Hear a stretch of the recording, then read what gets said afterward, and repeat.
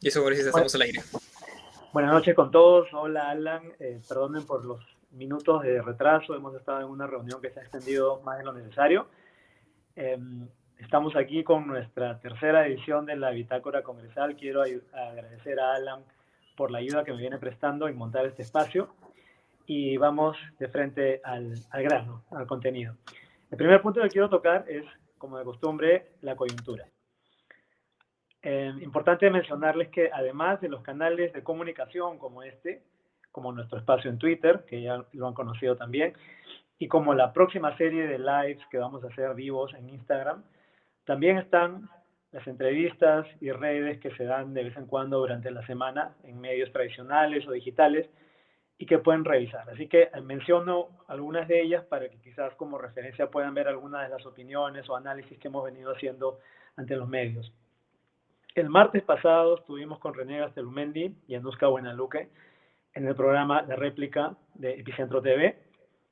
El miércoles 18 estuvimos con Mávila Huertas en 2021, en Canal N.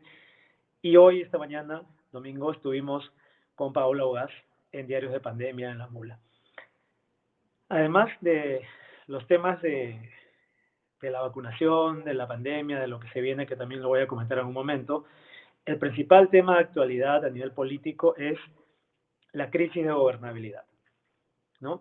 Y esto, claro, de cara al pleno del jueves 26, de este jueves, que esperemos se dé de acuerdo a lo programado, aunque hay rumores que quizás hayan cambios ministeriales que quizás ameriten posponer este pleno, pero vamos a ver qué pasa, esperamos que este sea este de jueves 26.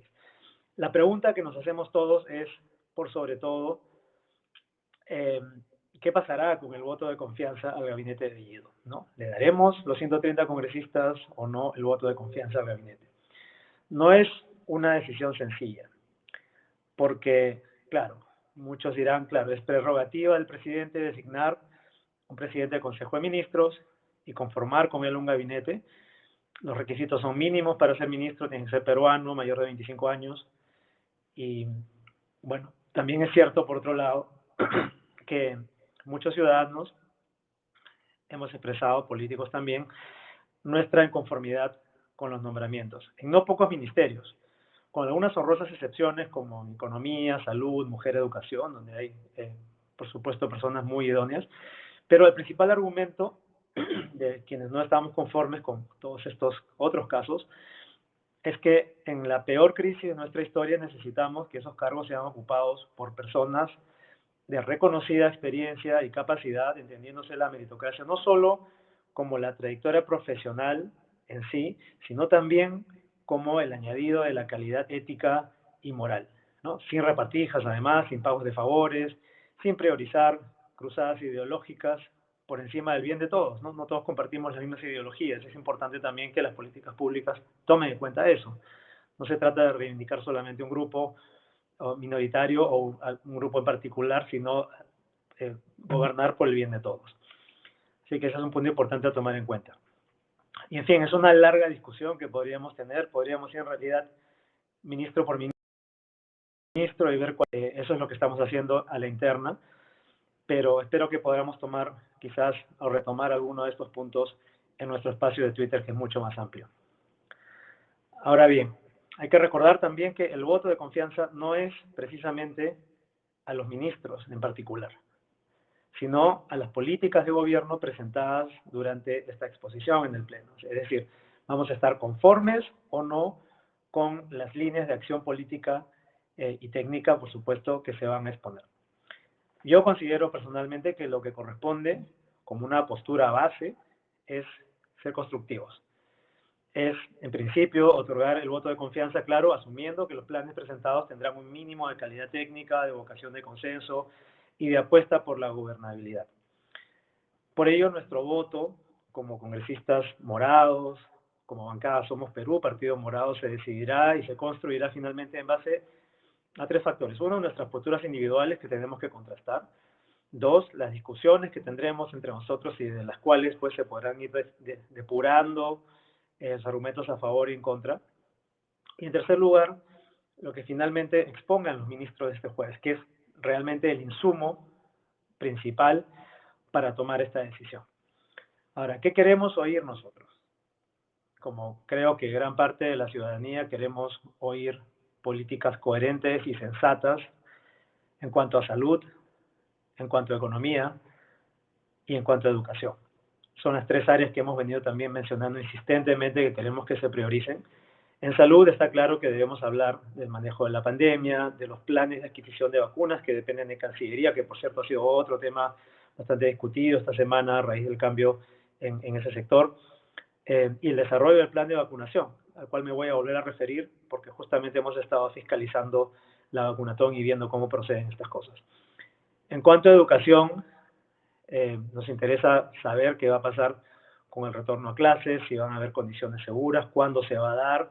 No es solamente el tema de poner un calendario, sino de saber exactamente cómo se piensa hacer para que esto no contribuya a la tercera ola, ni para que tampoco contribuya a, no sabemos, eventuales nuevas variantes que puedan afectar a la población de alguna otra manera.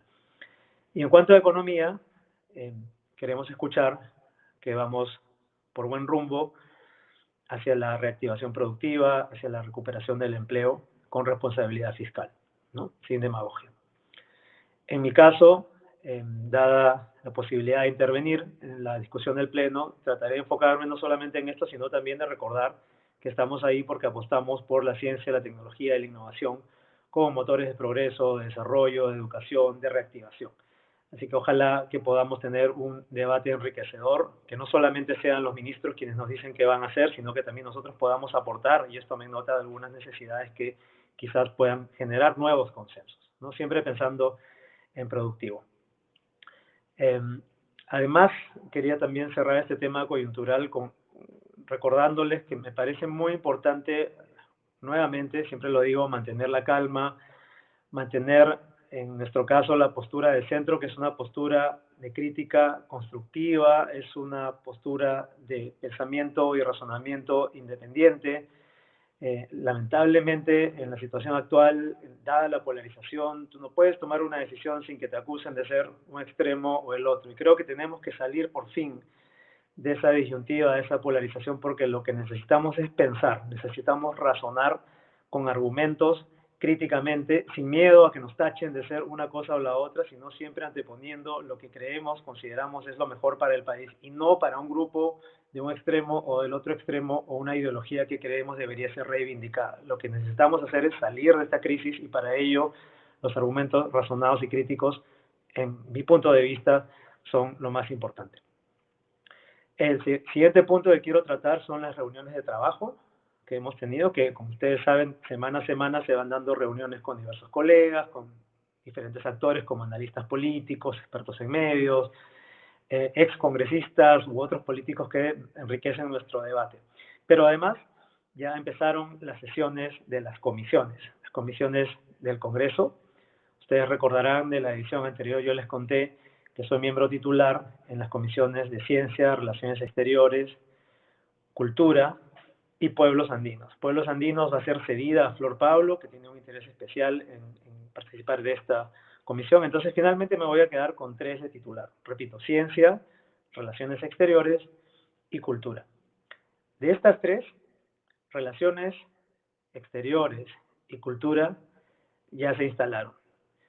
En Cultura, la comisión va a ser presidida, la mesa directiva de la comisión, porque cada comisión, así como el Pleno tiene su mesa directiva presidida por Mari Carmen Alba, cada comisión tiene su propia mesita directiva con presidente, vicepresidente y secretario. Entonces se elige la mesa directiva.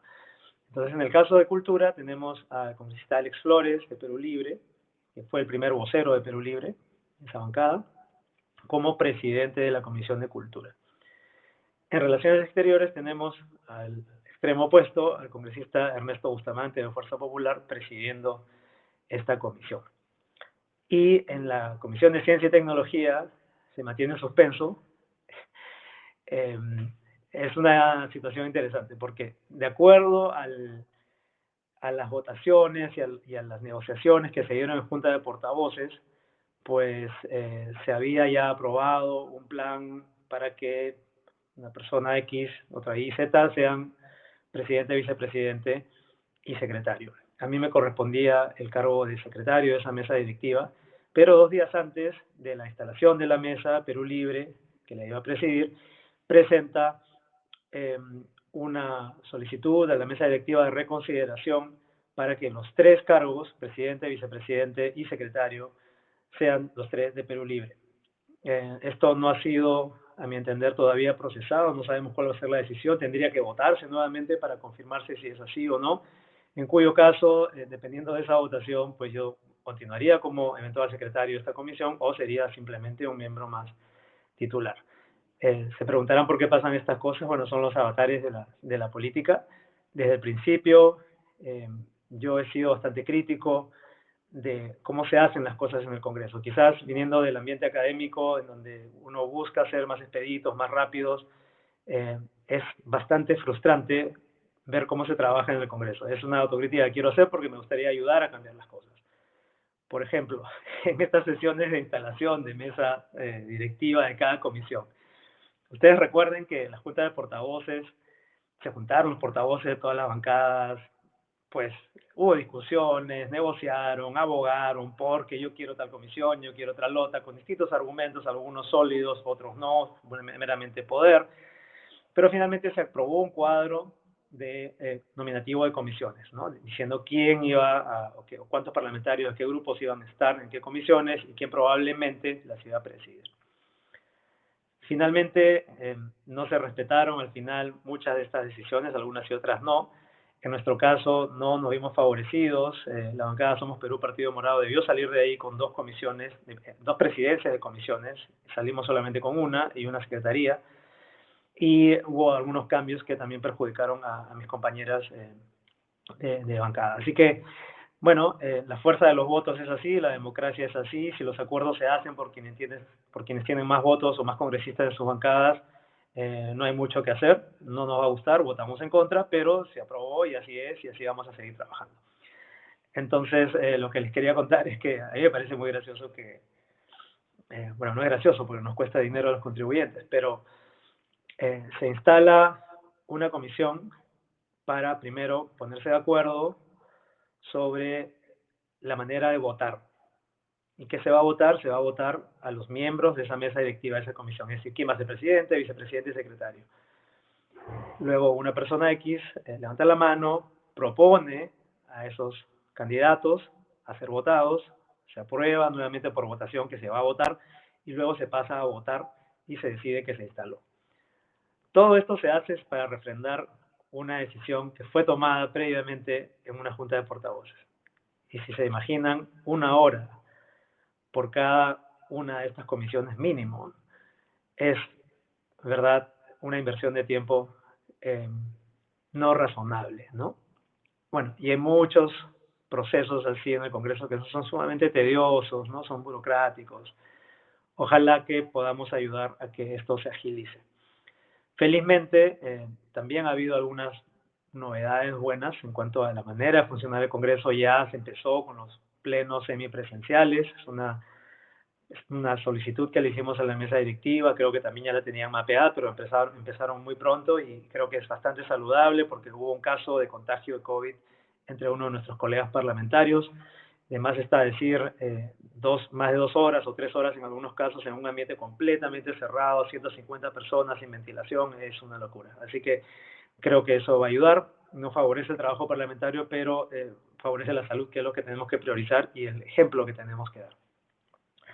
Bien, saliendo del tema de las comisiones, quiero pasar a revisar algunas de las votaciones, de las mociones que se presentaron en el pleno anterior. El pleno del jueves fue sui generis, a mi entender, porque, bueno, en la agenda nos plantearon una serie de mociones. El pleno empezó recién después de las 5 de la tarde, pareció un poco inusual, yo pensé que íbamos a aprovechar todo el día y se suspendió cerca de las 9 de la noche. Se suspendió sin más aviso que eso. O sea, yo pensaba que se iba a resumir el viernes o el sábado, no sé, o el lunes, pero no tenemos todavía confirmación de qué va a pasar con todas aquellas mociones que no se trataron. Así que hay un poquito ahí de caos, de confusión. Esperamos retomar esto a más tardar el jueves, aunque el jueves debería ser el voto de confianza. Así que se dan cuenta, hay algunas cosas ahí que todavía falta afinar un poco mejor. Así que de lo que sí se hizo, les voy a comentar algunas cosas que me parecen relevantes.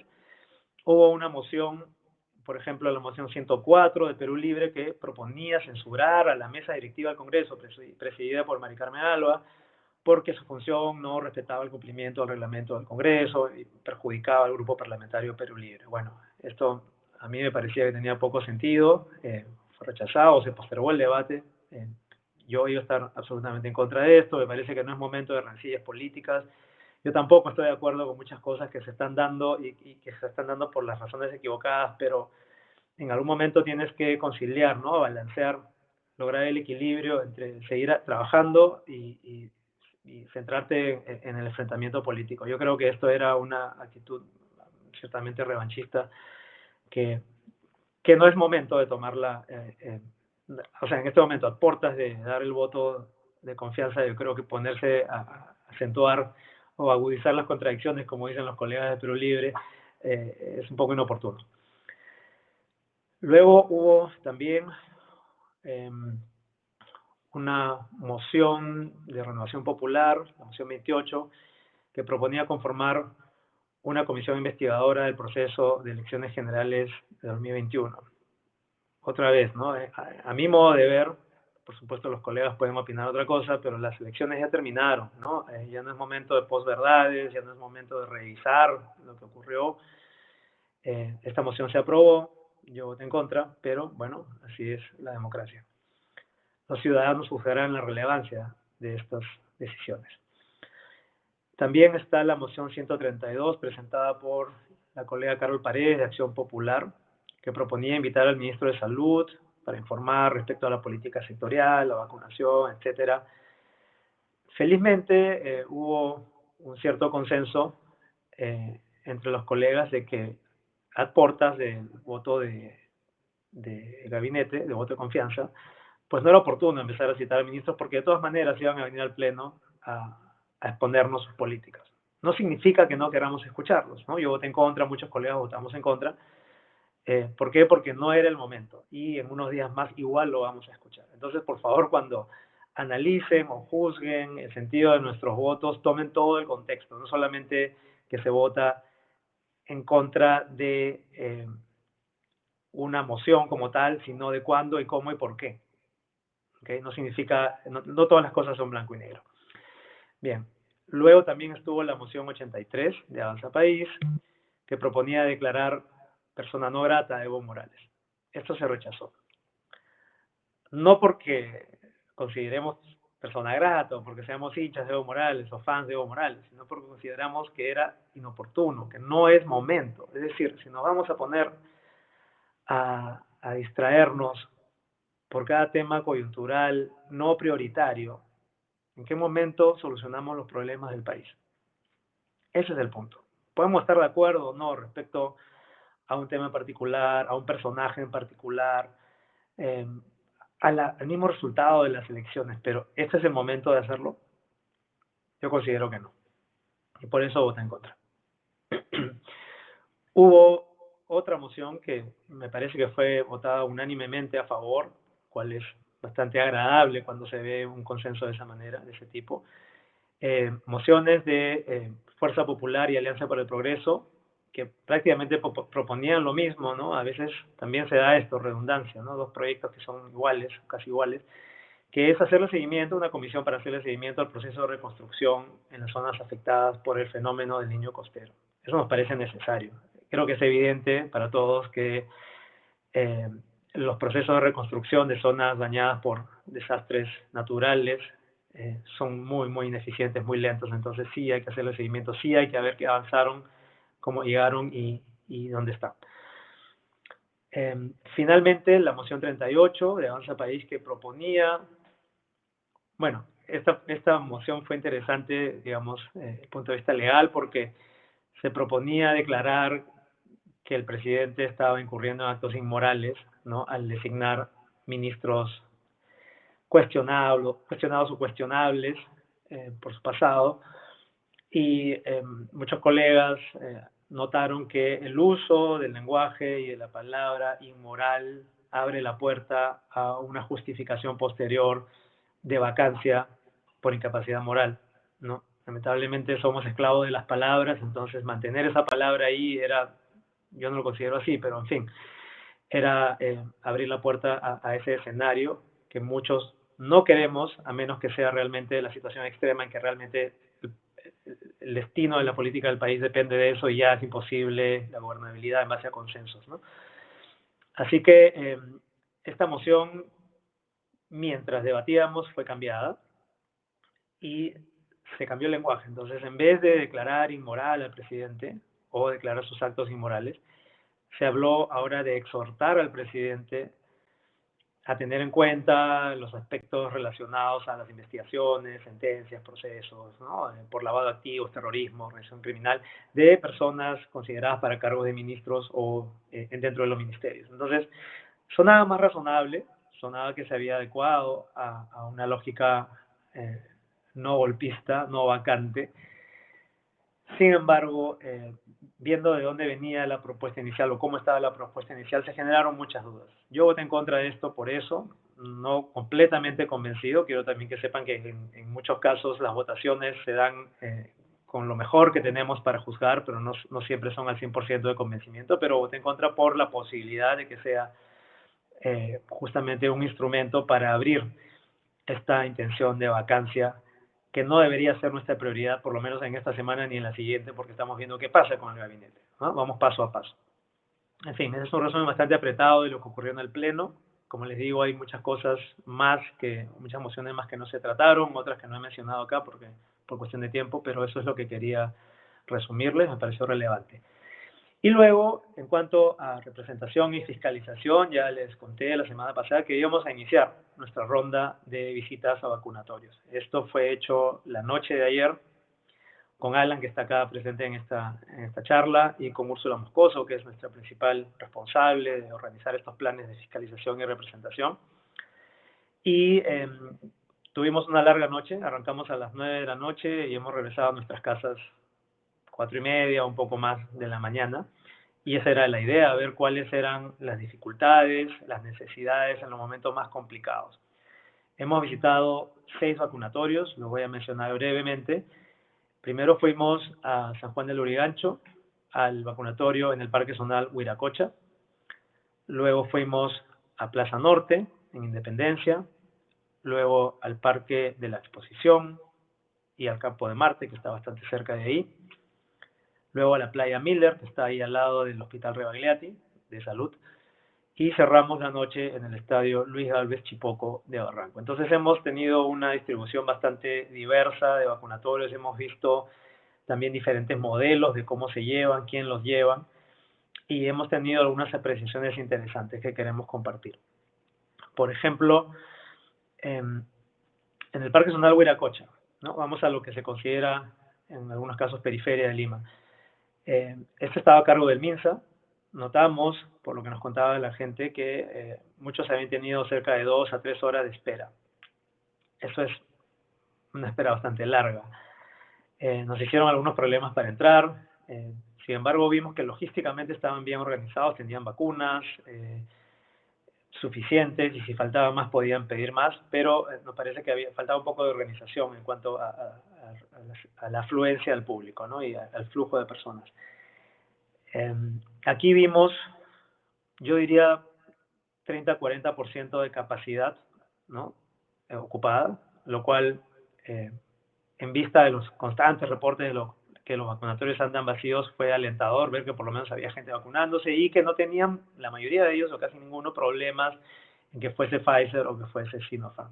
O sea, en la periferia de Lima yo creo que había mucho más afluencia, quizás también considerar que son solamente 2 vacunatorios para el distrito más grande de Lima, pero había algunos problemas también.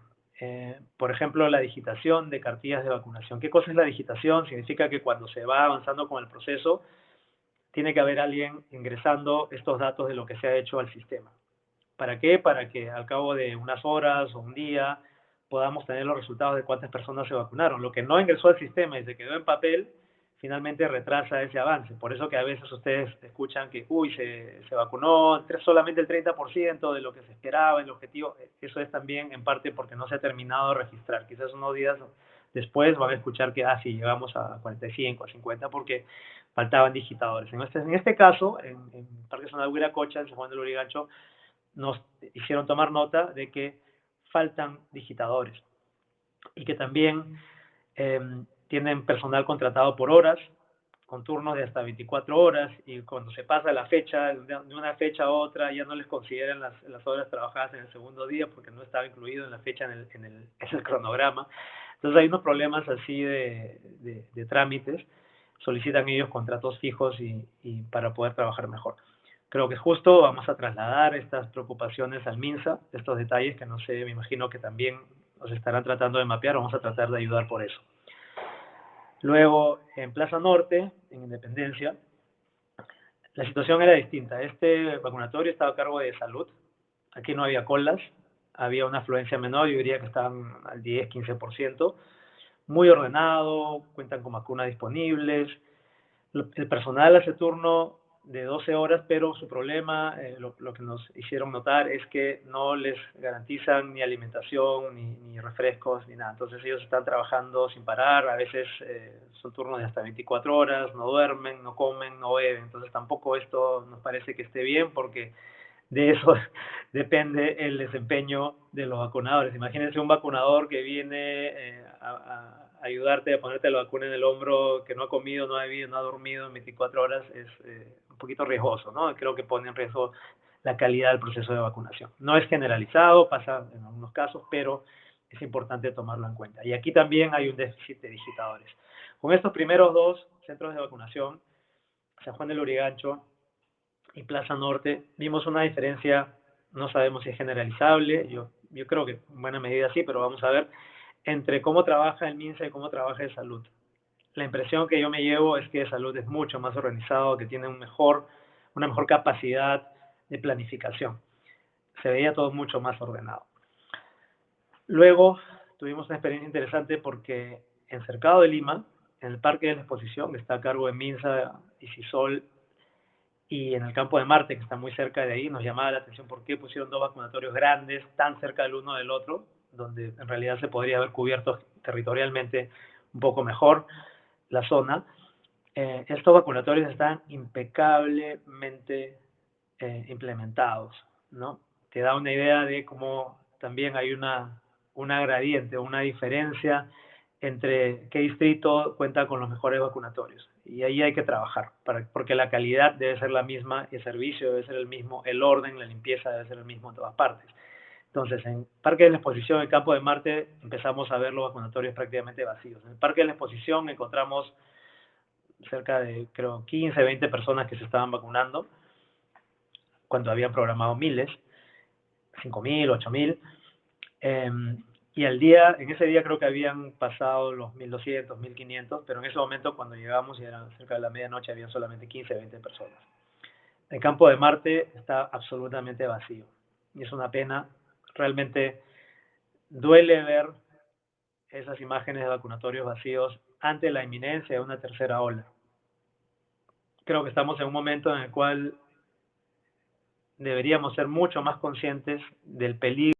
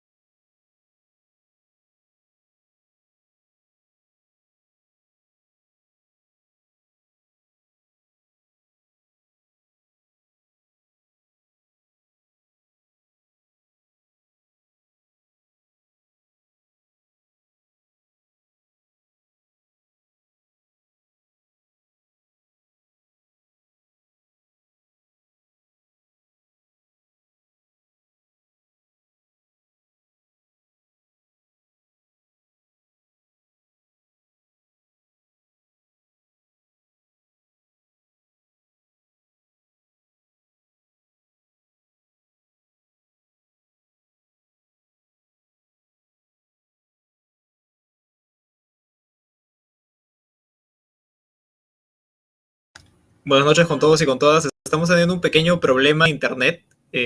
Así que en breve se va a volver a conectar el congresista para terminar el informe semanal.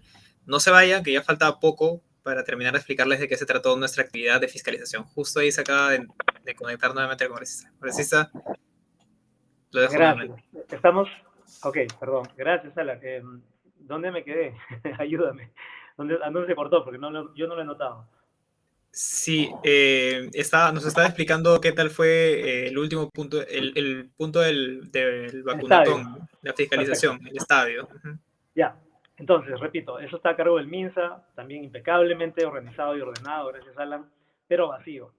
Y siendo ya cerca del final de nuestro viaje, ya casi las 4 de la mañana, tuvimos más tiempo de conversar con el personal que no tenía más que hacer, ¿no? Había incluso algunas enfermeras que estaban ya haciendo turnos de descanso, de siestas, porque no había nadie. Ellas tuvieron el valor de contarnos lo que quizás ocurre en otros vacunatorios, que a ellos les asignan una meta de vacunas. Es decir, tienen que vacunar unidades de creo que 96 personas vacunadas, y por cada 96 personas vacunadas hay un bono que se les paga a ellas. Entonces es por comisión, básicamente, ¿no? Si es que no llegan a 96 vacunas por equipo, no se les paga. Eso es lo que nos dijeron. Si llegan a 95, 90, 89, no se les paga. Y en este caso la desazón era peor, porque ellas se han amanecido, han estado ahí en turnos de 24 horas algunas de ellas, no han podido vacunar a nadie o a muy pocas personas, no cumplen la meta y no se les paga. Entonces, hay que diferenciar, ¿no? Por supuesto que hay grupos de voluntarios, hay grupos pagados, hay profesionales que son parte de este plan que deberían estar remunerados y eso no se está cumpliendo. No por su responsabilidad, pero porque es un acuerdo mal diseñado. Entonces, todas estas cosas las estamos anotando. Esperamos hacer un reporte que alcanzaremos al MINSA tratando de ayudar, más que de criticar o decirles hagan mejor las cosas, es, miren, hemos detectado estos problemas, creo que se podría hacer mucho mejor el trabajo si es que tomáramos en cuenta estas observaciones. Quisiera cerrar ya este tema con algunas conclusiones puntuales. Resumiendo, vemos diferencias entre la calidad del servicio de vacunación dependiendo de quién lo organiza y dependiendo también de qué distrito estás. Nos gustaría ver que la calidad de servicio en San Juan del Lurigancho es igual o mejor que, por ejemplo, en el Parque de la Exposición o en el Estadio Luis de Chipoco. Ojalá se logre eso. Nos han llegado también algunos pedidos de regiones, de provincias, diciendo que no hay vacunas, que la atención no es muy buena. Entonces, bueno, vamos poco a poco a ir haciendo también algunos viajes para ver qué está pasando allá afuera. Lo importante es eso, es tomar en cuenta que tenemos que homogeneizar la calidad. Luego está el gran reclamo, creo que ha sido tendencia en redes, de ampliar el rango de edades.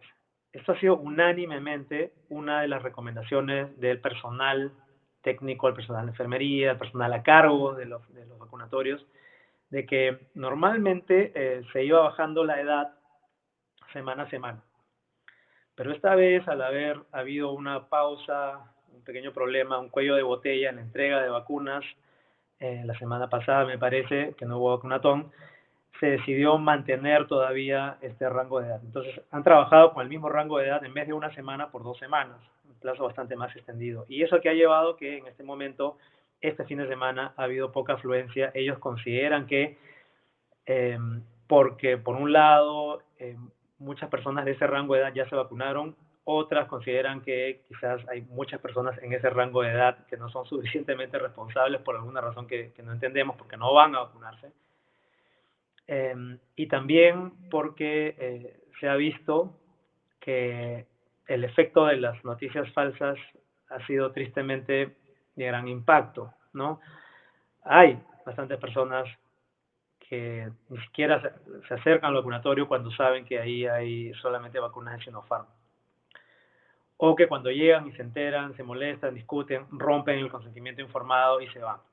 Entonces, claro, ¿no? Estamos ante un efecto bastante negativo, bastante nefasto de las noticias falsas, de las campañas, de las contracampañas que se han hecho contra la vacuna de Sinopharm, y lamentablemente no estamos en condiciones de ponernos a escoger. La tercera ola es una realidad en muchos países. también la tercera dosis es una realidad que se va a ir imponiendo probablemente en países desarrollados, justamente los países que distribuyen, que producen y distribuyen vacunas. Entonces, imagínense si los países desarrollados que tienen el mayor acceso a vacunas empiezan a vacunar con tercera dosis, va a quedar menos otra vez, ¿no? Es un bien escaso. Vamos a tener menos para llegar a nuestra meta de vacunación, nosotros que somos estos países que tenemos menor acceso a camas UCI y oxígeno. Así que es una irresponsabilidad tremenda difundir estas noticias, debemos ayudar a convencer a la gente. Y la recomendación en general de todos los amigos con los que hablamos en los vacunatorios era que deberíamos aprovechar y bajar el rango de edades, por lo menos en 1 o 2 años, a 35 años o menos. El ministro ha dicho hoy que se va a contemplar esto dependiendo de la disponibilidad de vacunas, pero yo sugeriría también tener en cuenta un criterio más diferenciado que fue el mismo que se aplicó a la hora de evaluar la data de la pandemia. Ustedes recuerdan que al principio se hablaba del número de muertos, del número de ingresados a UCI, el número de camas UCI, todas las estadísticas se hacían en base al país y era un número solo para cada cosa. Finalmente, al cabo de unos meses muy largos, se entendió que cada región, cada ciudad tenía su propia dinámica, su propia velocidad de contagio, sus propias características epidemiológicas, y era importante considerarlo separadamente. Del mismo modo, las estrategias de vacunación, qué rangos de edades, qué flexibilidad se puede tener cuando tienes un vacunatorio vacío, ya tienes las vacunas de Pfizer descongeladas, te van a durar solamente 5 días y tienes que usarlas. Yo creo que ese tipo de decisiones que requieren cierta flexibilidad y discrecionalidad podrían ser distribuidas en grupos, de acuerdo a la realidad de cada región, de cada país, de cada distrito. Así que esa sería nuestra sugerencia. Obviamente habrán técnicos y expertos que estarán evaluando esto, pero también nos consideramos importante representar este clamor ciudadano, tanta gente que quiere vacunarse y al mismo tiempo tanta gente que no deja espacio para que eso ocurra porque ellos no se están vacunando y no se está avanzando con el cronograma, ¿no? Y el cronograma parece ser en este momento lo más importante para el MINSA. Así que bueno, esas eran las conclusiones más importantes de nuestra actividad de fiscalización. Vamos a seguir la próxima semana, en diferentes horarios, y los continuaremos informando qué es lo que viene. Bueno, ya me he extendido, creo que es un poquito más de la media hora que habíamos planificado. Eso era en resumen lo que quería contarles. Esta semana abriremos un espacio en Twitter donde podremos recibir preguntas, interactuar, conversar con ustedes, hacer una discusión un poco más viva. Y quería regresar a Alan para ya despedirnos del programa. ¿Estás por ahí, Alan?